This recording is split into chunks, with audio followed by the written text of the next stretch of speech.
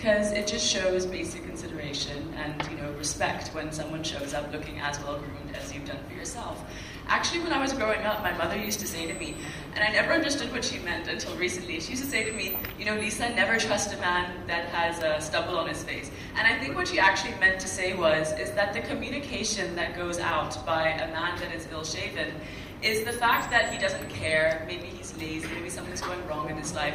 It shows a lack of emotional well-being. You know, for example, if I'm at home, gone to college, he's had some problem, maybe he's failed his exams. If my dad's not shaven, then I'll assume automatically maybe he's got trouble at work.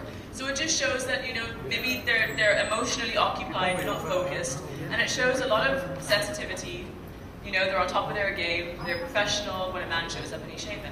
So I think it's important to address these issues.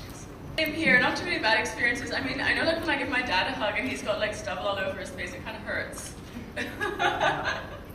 So I guess that stubble spells trouble right there too. It's just like, you know, it's just nicer when a man is clean shaven. It's so much more appealing. They're handsome. Sometimes also men, they kind of show up at parties or whatever thinking it's trendy to have stubble on their faces, or they think that women will like that sort of grungy look. But actually that's not the communication that goes out. The communication is quite the opposite. It gives the opposite impression that you actually don't care. So I think it's important to talk about these things in the open, you know, so men actually realize that, you know, women like someone who's clean shaven. They like someone who pays attention to their appearance. They had, I believe that they've had surveys by the Nielsen saying that people look suspicious when they don't shave. And I completely agree, because as we travel as a team, and we have 4 men and a team and 4 women, and we make it a point before we get on the flight to tell them to shave, because we don't want to get caught in any customs or immigration.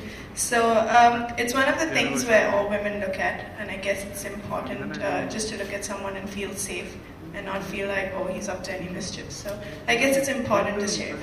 As an athlete, as a squash player, I guess we try to look good on court. And when the guys say, you know, I just put on a t-shirt and a shorts and just going, but that's all false. They all shave every morning before they play just to look nice for the pictures. So I've always been around people who've been shaven, and I guess I feel safe for that, so it's been good. Not any bad experiences.